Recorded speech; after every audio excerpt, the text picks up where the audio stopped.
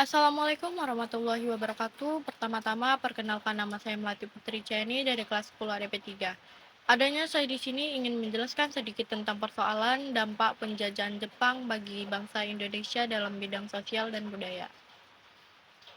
Nah, penjajahan Jepang di Indonesia sekitar tahun 1942 sampai 1945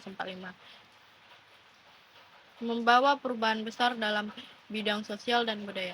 Meskipun awalnya Jepang mengklaim sebagai pembebas dari penjajahan Barat, mereka justru menerapkan sistem pemerintah yang keras dan eksploitasi yang lebih berat dibandingkan Belanda. Dampak dalam bidang sosial. Yang pertama ada kerja paksa Romusa. Salah satu dampak terbesar adalah sistem kerja paksa atau Romusa. Ribuan rakyat Indonesia dipaksa bekerja dalam kondisi buruk untuk membangun fasilitas militer Jepang seperti jalan, rel kereta api, dan benteng pertahanan. Banyak dari mereka yang meninggal akibat kelelahan, kelaparan, dan penyakit. Yang kedua, kelaparan dan kemiskinan. Jepang memonopoli sumber daya alam dan hasil pertanian untuk kepentingan perang mereka. Sawah dan ladang banyak yang dialihfungsikan untuk menanam bahan baku industri seperti kapas dan jarak.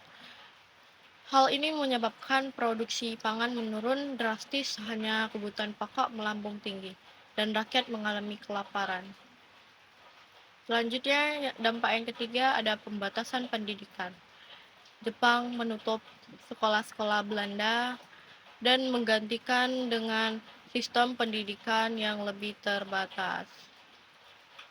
Kurikulum diubah untuk mendukung kepentingan Jepang dengan bahasa Jepang sebagai mata pelajaran wajib. Meskipun akses pendidikan berkurang, kebijakan ini secara tidak langsung memperkuat nasionalisme karena bahasa Indonesia mulai digunakan lebih luas. Yang keempat, militerisasi masyarakat.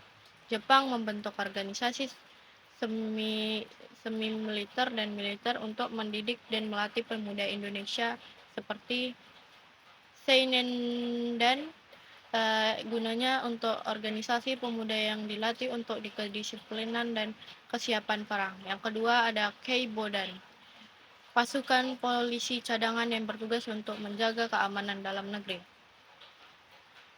Ketiga, Heiho, pasukan pembantu tentara Jepang yang dikirim ke medan perang. Yang keempat ada Peta Pembela Tanah Air, organisasi militer yang menjadi cikal bakal TNI.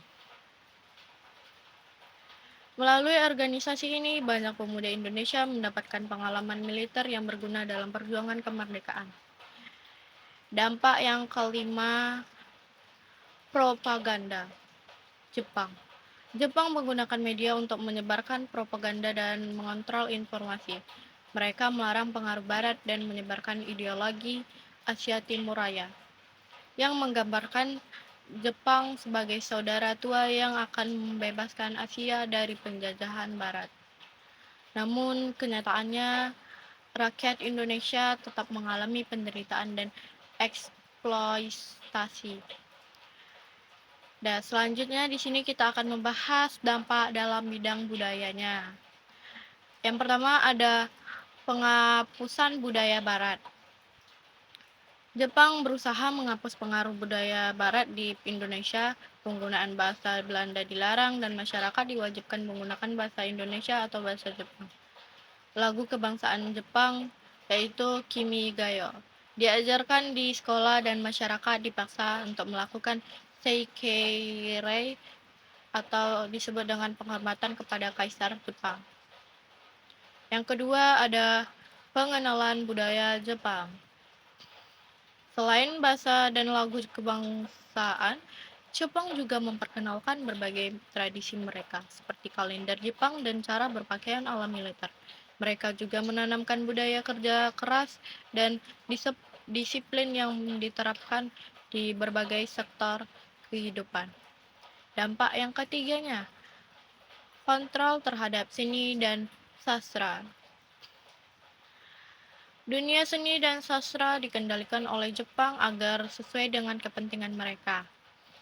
Karya seni dan sastra yang menentang Jepang dilarang, sementara propaganda pro-Jepang didorong. Meskipun begitu, beberapa seniman dan penulis tetap menyelipkan pesan nasionalisme dalam karya-karya mereka. Dampak yang keempat, perubahan dalam struktur sosial. Berbeda dengan Belanda yang menerapkan sistem feodalisme, Jepang mulai memberikan peran lebih besar kepada pribumi dalam pemerintah.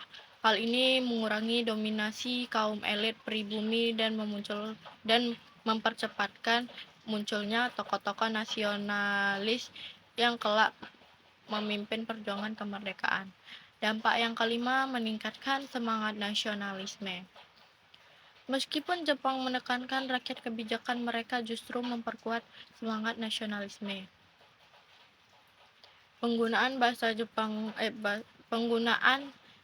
Indonesia yang semakin luas, pelatihan militer untuk pemuda, dan penindasan yang dirasakan oleh masyarakat membuat rakyat semakin sadar akan pentingnya kemerdekaan. Hal ini mempercepat perjuangan menuju kemerdekaan Indonesia.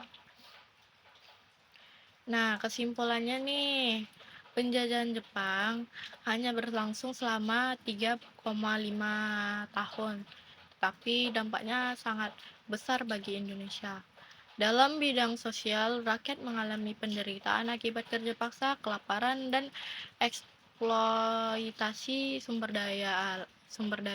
Sementara itu, dalam bidang budaya, Jepang berusaha menghapus pengaruh Barat dan memperkenalkan budaya mereka, tetapi secara tidak langsung justru mereka memperkuat identitas nasional dan mempercepat kebangkitan nasionalisme. Pengalaman militer yang diperoleh rakyat Indonesia juga menjadi modal penting dalam perjuangan kemerdekaan pada tahun 17 Agustus 1945. Sekian penjelasan saya tentang dampak penjajahan Jepang bagi bangsa Indonesia dalam bidang sosial dan budaya. Saya pamit undur diri. Assalamualaikum warahmatullahi wabarakatuh.